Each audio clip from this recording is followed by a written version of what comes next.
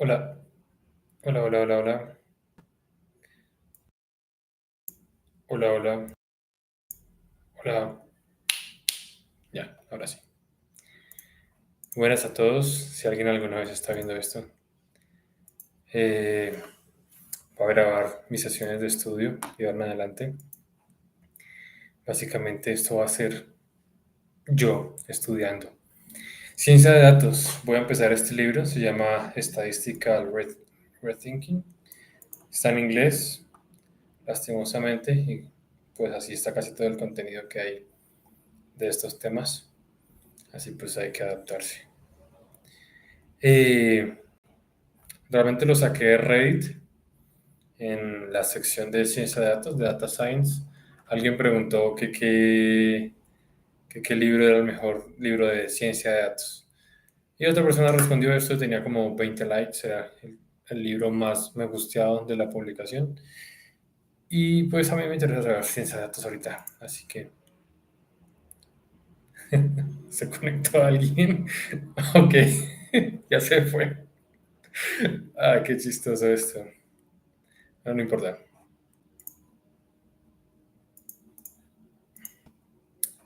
Estaré leyendo el libro y estudiando. Ahora no hay tantas pausas en silencio, pero bueno.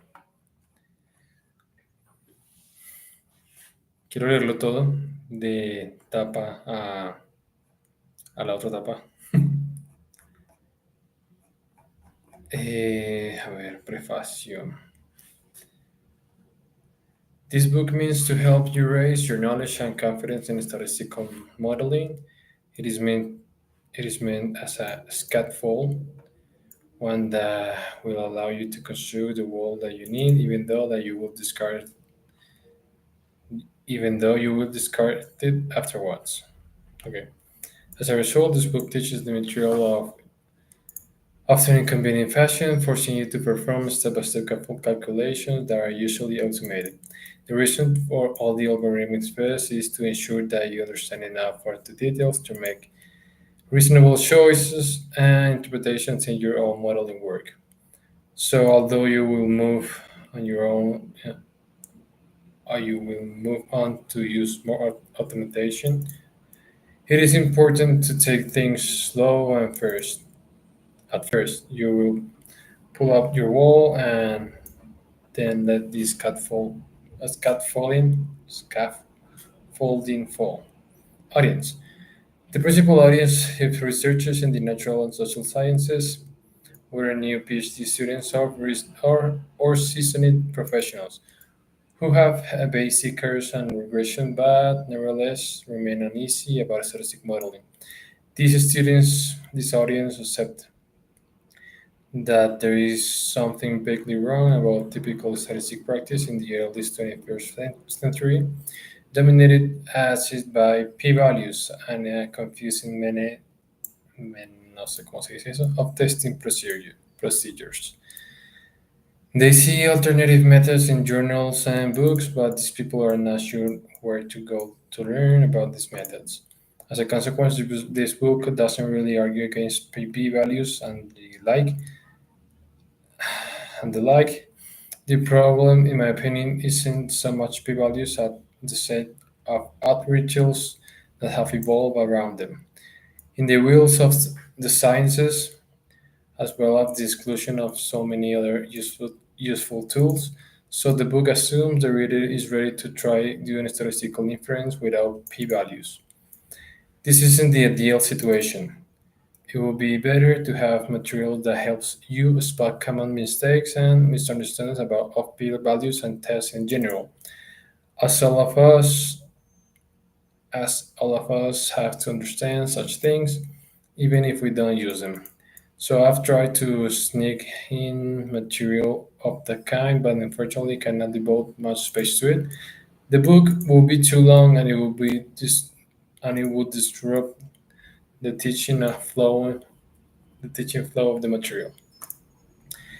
It is important to realize, however, that the disregard paid to p-values it is not unlikely bias an attitude.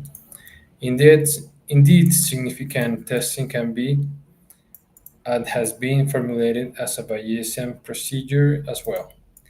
So the choice to avoid significance testing is stipulated instead by epistemological concerns, some of which are briefly discussed in the first chapter. Teaching strategy. This book uses this book uses much more computer code than the full mathematics. Even excellent mathematicians can have trouble understanding an approach until they see a working algorithm. This is because implementation in code form removes all ambiguities, so material of this sort is easier to learn if you also learn how to implement it. In addition to any pedagogical value of presenting code, so much of statistics is now computational and purely mathematical approach is anyways insufficient. As you will see in later parts of these books, the same mathematical statistics model can sometimes be implemented in different ways and the difference matter. So when you move beyond this book to more advanced specialized statistical modeling, the computational emphasis here to will help you recognize and cope with all manner of practical troubles. Every section of the book is really just the tip of an iceberg. I have made no attempt to be exhaustive. Rather, I've tried to explain something well. In this attempt, I've woven a lot of concepts and material into data analysis examples. So instead of having traditional units and, for example, centering predictor variables, I have developed those concepts in the context of a narrative about data analysis. This is certainly not a style that works for all readers, but has worked for a lot of my students. I suspect it fails dramatically for those who are being forced to learn this information. For the internally motivated, it reflects how we really learn those skills in the context of our research. Súper, porque necesito esto para la vida real. Lo más posible. How to use this book? This book is not a reference but a curse. It doesn't try to super random access, rather, it expects sequential access. This has immense pedagogical advantages, but it has the advantage of violating how most scientists actually read books. The disadvantage of how. Okay. This book has a lot of code in it. Espero que sí. Necesita aprender bastante R. No sé suficiente R. Pero bueno, ahí veremos. This book has a lot of code in it, integrated fully into the main text. The reason for this is that doing model-based statistics in the 21st century requires programming of at least a minor cert. The code is not optional. Every place I have erred on the side, including too much code rather than too little. In my experience teaching scientific programming, novice learns more quickly when they have working code to modify rather than needing to write an algorithm from scratch. My generation was probably the last to have to learn some programming to use a computer. And so coding has gotten harder and harder to teach as time goes on. My students are very computer literature, but they have no idea what computer code looks like. Okay. What the books what the book assumes. This book does not try to teach the reader to program in the most basic sense. It assumes that you have made a basic effort to learn how to install and process data in R. In most cases, in short introduction to R programming will be enough. I know many people have found Emmanuel's Paradise R for beginners helpful. You can find it at you can find it and many other beginners guide here. Okay. To make sure this book you should learn that to make sh- to make use of this book, you should know already that y less than okay Ah, y less than 7 stars value 7 in the symbol y. Ok, rayos, no sé si hablar en inglés o en español. No, no sabía eso, no en R. Casi todo ha sido, todo lo que yo he hecho ha sido Python, así que no. Tal vez debería ver un- una refrescada de R antes de empezar esto, pero bueno. You should know that symbols which end in parentheses are functions. You should know that symbols which end in parentheses are functions. You should recognize a loop and understand that commands can be embedded inside of other commands. Recursion. Knowing that R vectorized a lot of codes instead of using loops is important, but you don't have to yet be confident with R programming. Inevitably, ¿sabes qué?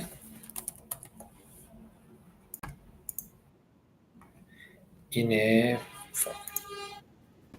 Inevitably, you will come across elements of the code in this book that you haven't seen before. I have made an effort to explain any particular important or unusual programming tricks in my own code. In fact, this book spends a lot of time explaining code. I do this because the students really need it. Unless they can connect each command to the recipe and the goal, when things go wrong, they won't know whether it is because of a minor or major error. The same issue arises when I teach mathematical evolutionary theory. Students and colleagues often suffer from a rusty algebra skills. So when they so when they can get the right answer, they often don't know whether it's because of a small mathematical misstep or instead some problem in strategy. The protected explanations of codes in this book aim to build a level of understanding that allows the reader to diagnose and fix problems. Using the code. Code examples in this book are marked by shady box, an output from example code. Okay. Code examples in this book are an output from example code is often printed just beneath a shady box, but marked by a fixed white type face, for example. Okay. Printing on models are wrong, but some are useful. Buena frase. All models are wrong, but some are useful. Uh-huh.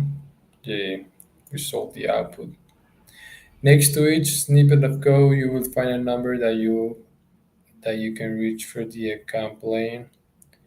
accompanying code snippet file available from this book website.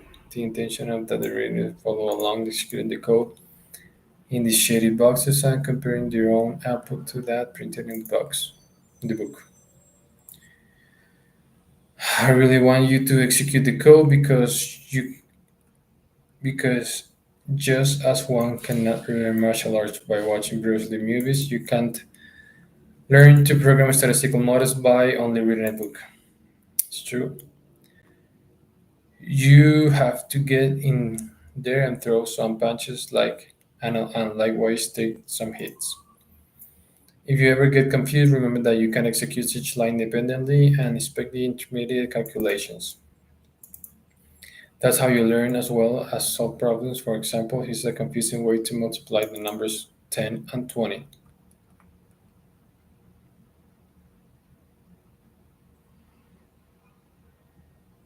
Well,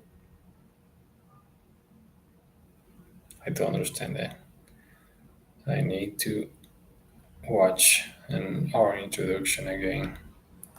Long time ago, I haven't.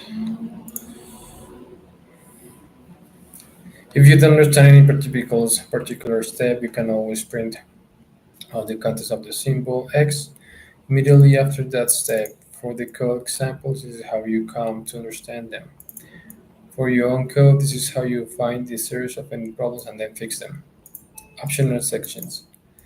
Reflecting realism in how book looks how books reflecting realism in how books like these are actually read. There are two kinds of optional sections. First, rethinking, and two, overthinking. The rethinking section looks like this. Thinking. Think again. The point of these rethinking boxes is to provide a broader context for the material. They allude, they allude to connections to other approaches, provide historical backgrounds, or call out common misunderstandings. These boxes are meant to be optional, but they round out, round out the material and invite deeper thought. The overthinking section looks like this: overthinking, getting your hands dirty. This section, set in smaller type, provide more detailed explanation of code mathematics. This material isn't essential for understanding the main text, but it does have a lot of value, especially in a second reading. For example, sometimes it matters how you perform a calculation. Mathematics tells that these two expressions are equivalent. Mhm. But when you use R to compute them, they yield different answers.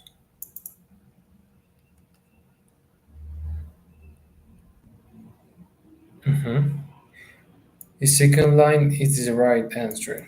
This problem arises because of rounding error.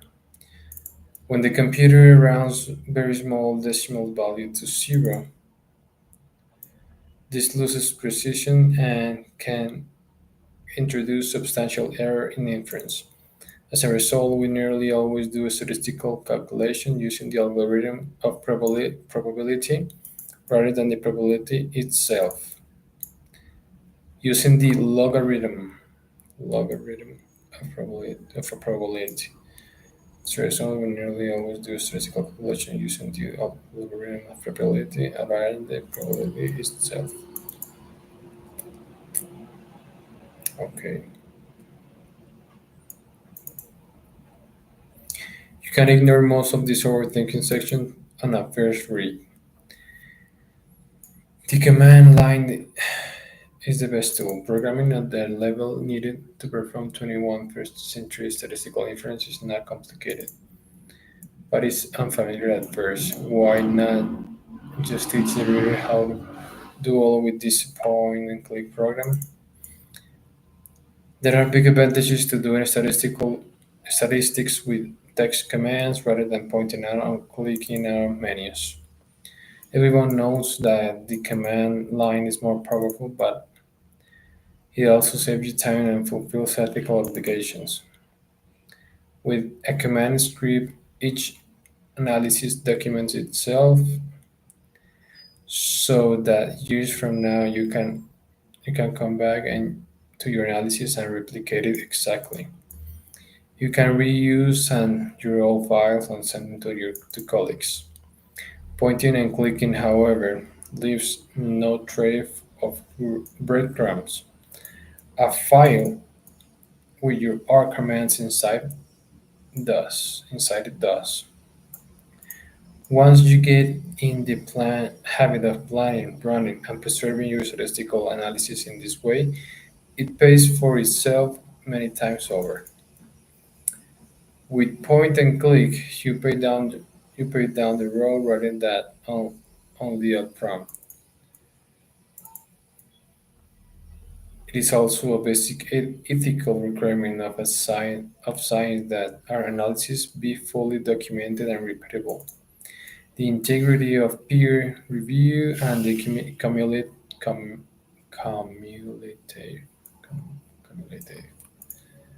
cumulative, cumulative,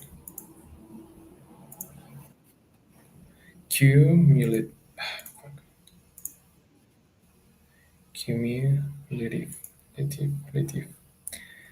The integrity of peer review, the cumulative progress of research depend upon it.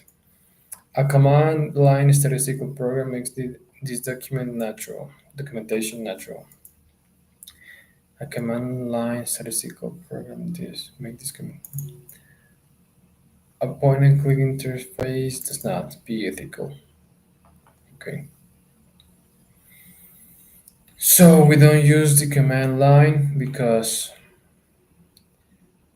we are hardcore or elitist, although we might be. We use the command line because it's better.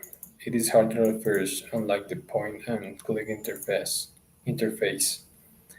So you don't have to learn a basic set of commands to get started with a command line interface. However, the ethical and cost-saving advantages are worth the inconvenience. How you should work, but I will be I will be cruel if I just tell you to read. If I just tell the reader to use command line tool without also explaining somehow about it, how to do it. You do have to relearn some habits, but isn't a major change. For readers who only have used driving statistics software before, there will be some significant readjustment. But after a few days, it will seem natural to you. For readers who have used command-driven statistics software like Stata and SAS, there is still some readjustment ahead. I'll explain the overall approach first, then I'll say why even Stata and SAS users are in for a change. First, the same approach to scripting statistical analysis is to work back and forth between two applications. First, a plain text editor and use of your choice, and second, the R program itself. Working between two applications. A plain text editor is a program that creates and edits simple formatting free text files. Common examples include Notepad in Windows and TextEdit in Mac OS X and MX in most Linux distributions, including Mac. There is also a wide selection of fancy text editors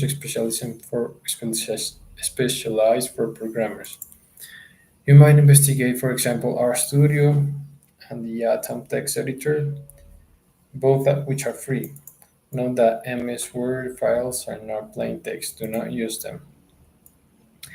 You will use a plain text editor to keep run log of the commands you feed into the R application for processing. You absolutely do not want to just type commands directly to R itself. Instead, you want to either copy and paste lines of code from your plain text editor into R, or instead read the entire script file directly into R. You might enter commands directly into R as you explore data or debug or merely play. But your serious work should be implemented through the plain text editor for the reasons explained in the previous section. You can add comments to your R script to help you plan the code and remember later that what the code is doing. To make a comment, just begin a line with the number symbol to help clarify the approach. Below, I provide a very short, complete script for running a linear regression of one of R's built-in next set of data. Even if you don't know what the code does, hopefully you will see it as basic model and clarify of form of clarity. Dios. You will see it as a basic model of clarity of formatting and use of comments. Los data, cada recognition feed, sí, carded data cards. Feed a linear regression into distance and speed. Mhm. Estimated coefficients for the model. Plot residuals against speed. Okay. Finally, even those who are familiar with scripts, data, or SAS will be Enforce will be enforce some read judgments. Programs like Stata and SAS have different predictions for how information is processed. In those applications, procedural commands like procedure are issued in imitation of menu commands. These procedures produce a mass of default output that the users then shift through. R does not have the R does not behave this way. Instead, R forces the user to decide which bits of information she wants. One fits a statistical model in R, then must issue later command to ask questions about it. This model, this more interrogative paradigm, para, paradigm, paradigm, paradigm, paradigm, paradigm. This interrogative paradigm will become familiar through the examples in the text. But be aware that you are going to take a more active role in deciding what questions to ask about your models. Installing the retaking R package. Okay, it comes with a own package. The code example requires that you have installed Rethinking R package. This package contains the data examples and many of the modeling tools that the text uses. The Rethinking package itself relies upon another package, RStan, for fitting the more advanced models in the second half of the book. You should install RStan first, navigate your internet browser to mcstan.org and follow the instructions for your platform. You will need to install both C++ compiler, also called the toolchain, and the RStan package. Instructions for doing both are at that time. Then within R, you can install Rethinking and its dependencies with this code. Uninstall packages. Install packages, library, the tools, that. Not that Rethinking is not DCRAN package is not on the current package archive. How to say that? Archive. Package archive, at least not yet. There is no real benefit to having that package on CRAN.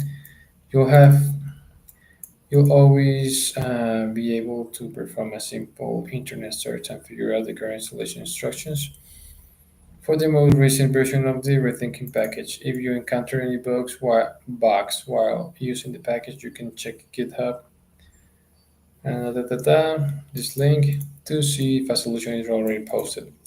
If not, you can leave a bug report and be notified when the solution becomes available. In addition, all the source code for the package found there in case you aspire to do some tinkering of your own. Feel free to fork the package and bend it as you will. Acknowledgements. Okay, I don't need to know that. Great. So that was the preface. I'm gonna leave it there for today. That was it. Thank you for watching. See you next time.